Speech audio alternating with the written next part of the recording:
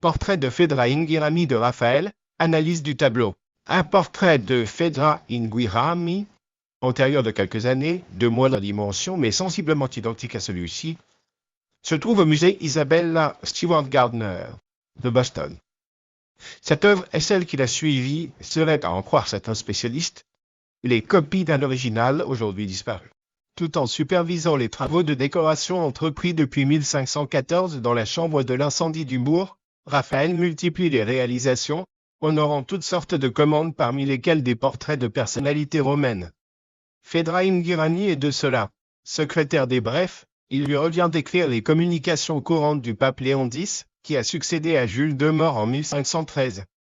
À la façon d'un Hans Holbein, qui en Allemagne s'attache à rendre la fonction ou le métier de ses sujets par l'attitude qu'il leur fait prendre et les objets dont ils les entourent, Raphaël saisit Ingirani en pleine activité, la plume dans l'encrier, la main gauche posée sur la page qui recevra bientôt les mots qu'il cherche dans un ailleurs céleste.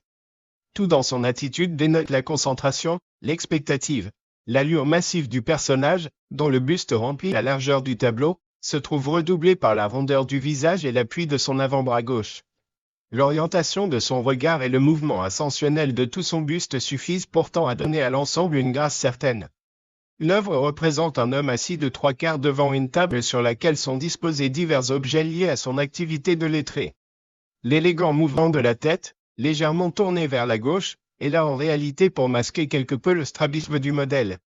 Ce portrait puissant de Tommaso Ingirani, dit Fedra, fut probablement exécuté par Raphaël juste après Léon X et les deux cardinaux, Galerie des Offices, Florence, comme le montrent certaines similitudes, notamment l'emploi des tons chromatiques et du rouge. Mais la datation exacte de l'œuvre est malheureusement difficile, en raison des importantes restaurations qu'a subies l'œuvre dans le passé et qui ont à jamais altéré la beauté des couleurs.